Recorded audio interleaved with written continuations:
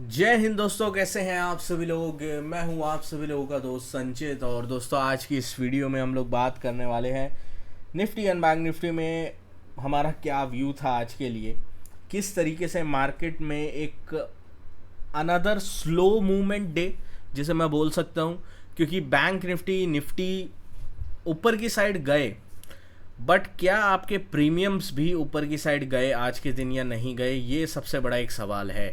Bank Nifty तो अगर first candle इतनी बड़ी बन जाती है उसके बाद बढ़ना बहुत मुश्किल होता है। सिमिलर केस फाइनेंस निफ्टी में भी आया, बट निफ्टी में तो ऐसा कुछ नहीं था, फर्स्ट कैंडल इतना बड़ा मूवमेंट नहीं था। बट उसके बावजूद हम लोगों को जो है एक बहुत ही स्लो मूविंग अप मूव जो है वो देखने को मिला।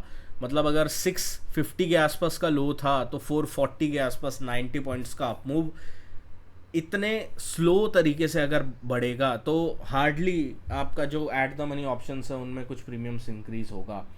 तो किस तरीके से हम लोग इस चीज़ को प्लान कर सकते हैं, क्या पूरी स्ट्रैटेजी रह सकती है।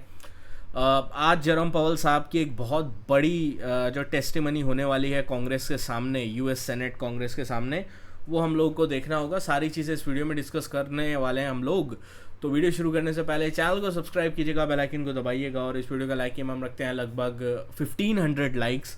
तो अभी तक आपने लाइक नहीं किया तो लाइक कर देना और चैनल को सब्सक्राइब कर दीजिएगा, ठीक है। तो चलिए अब ज़्यादा टाइम वेस्ट ना करते हुए वीडियो को शुरू करते हैं। देखिए, सबसे पहली चीज़ हम लोग बात करते हैं ग्लोबल मार्केट्स की, क्योंकि आज सबसे बड़ा इवेंट ग्लोबल ही है। इस वक्त अगर हम अमेरिका के बाजार देखते हैं, 40 पॉइंट ऊपर डाउ है, 70 पॉइंट ऊपर नैस्डैक है। यूरोपियन बाजार आधा % के आसपास कमज़ोर है। एशिया के बाजार अगर आप देखो तो निकेई तो 550 पॉइंट ऊपर आज के दिन दिख रहा है, और बाकी के एशियन बाजार मिक्स्ड हैं। मतलब हांगकांग कमज़ोर है तो चाइना के कुछ बाजार तेज़ हैं। तो ओवरऑल अगर आप देखो एक मिक्स्ड बैग डे हमें देखने को मिल रहा है आज के दिन। कहीं भी क्लियर ट्रेंड नहीं है आज के दिन के अंदर। एक चीज़ जो रोज़ सरप्राइज कर रही है ट्रेडर्स को भी और सर्टेनली मुझे भी, ये चीज़ क्लियर एक अंदेशा दे रही है कि बाज़ार एक बड़े मूव की तरफ है। अब वो बड़ा मूव सीपीआई डेटा जो अमेरिका का आएगा उसकी वजह से ट्रिगर होगा, जो आज जेरोम पवल साहब की स्पीच है उसकी वजह से ट्रिगर होगा, या फिर प्री बजट जो है एक मूवमेंट हमें अगले हफ्ते देखने को मिलेगा। वी डोंट नो, बट एक चीज़ वी आर सर्टेनली नो कि जब इंडिया विक्स एक साइडवेज बाजार में बढ़ता है उसके बाद बाजार भी उस चीज़ को फॉलो करता है। बाजार भी एक मूव जो है वहाँ पे देना शुरू करता है। ये चीज़ हमने इलेक्शन से पहले देखी थी, ये चीज़ हमने प्रीवियस बजट से पहले देखी थी।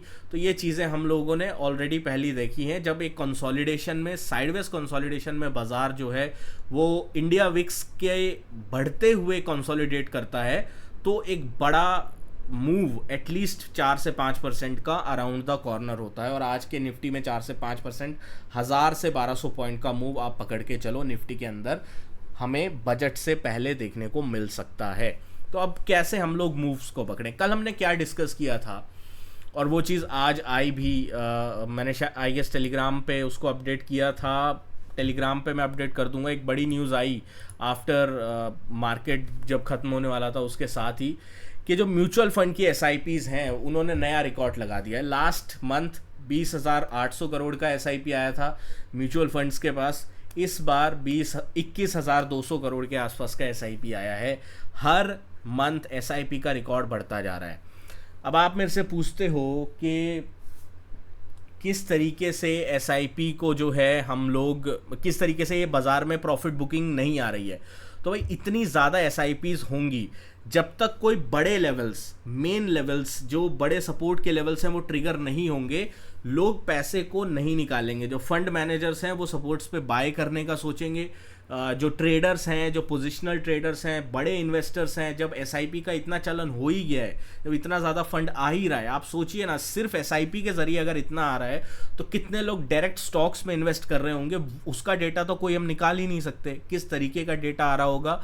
तो इसी वजह से मार्केट जो है नेगेटिव न्यूज़ को इतना प्यारे तरीके से एब्जॉर्ब कर रहा है, ठीक है।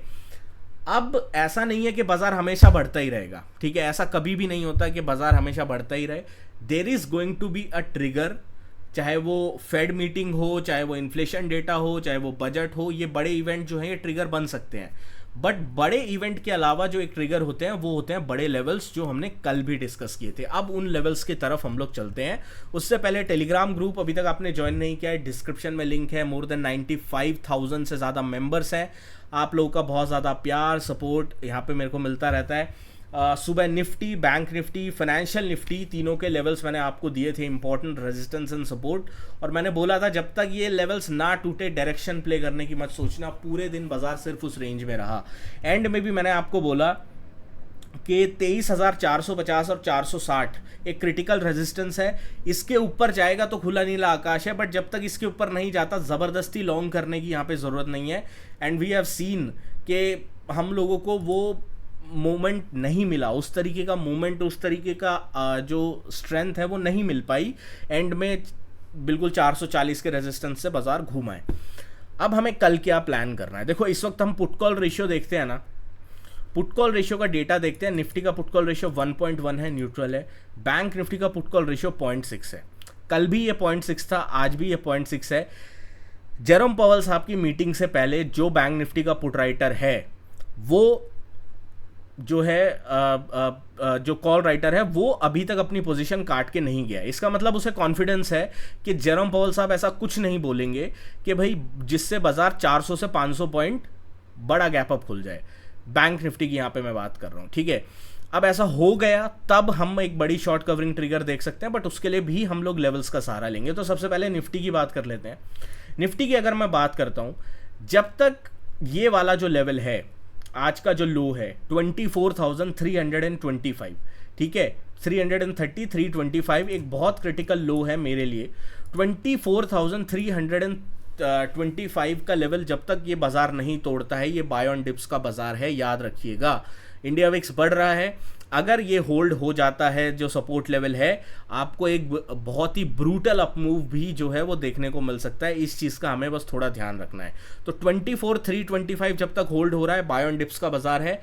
24,325 के नीचे अगर ये बाजार जाता है तो पहला साइन होगा एक बड़े ब्रेकडाउन का, बड़े क्रैकडाउन का, जिसके ऊपर हम लोग नज़र रखेंगे। और उसके बाद एटलीस्ट मिनिमम जो टारगेट हम लोग डाउन साइड का लेके चलेंगे वो 24,170 का है।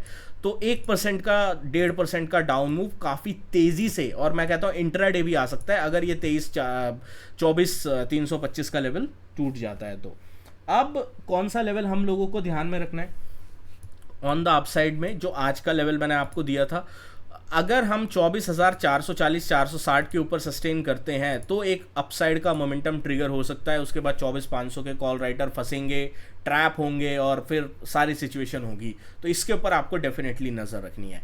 सबसे ज़्यादा क्यूरियस केस है बैंक निफ्टी, क्योंकि कल हमने डिस्कस किया था बैंक निफ्टी में एक बहुत बड़ी रेंज बन गई है, ठीक है। ये बड़ी रेंज में अगर इस टाइप का कोई पैटर्न बन के ब्रेकआउट होता है, एन पैटर्न बन के ब्रेकआउट होता है, तो आप ब्रेकआउट रेट लीजिए 52,300, 52,250 की जो रेंज है, सपोर्ट रेंज है, ये सपोर्ट रेंज है।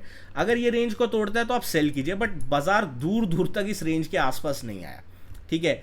और इसी वजह से कोई ट्रेड बना ही नहीं। अगर आप आज बैंक निफ्टी में ट्रेड करे हैं आज के दिन के अंदर, तो आज के दिन आपका कुछ भी नहीं बना, क्योंकि बैंक निफ्टी एक ही जगह जहां पे खुला था वहीं का वहीं बंद हो गया।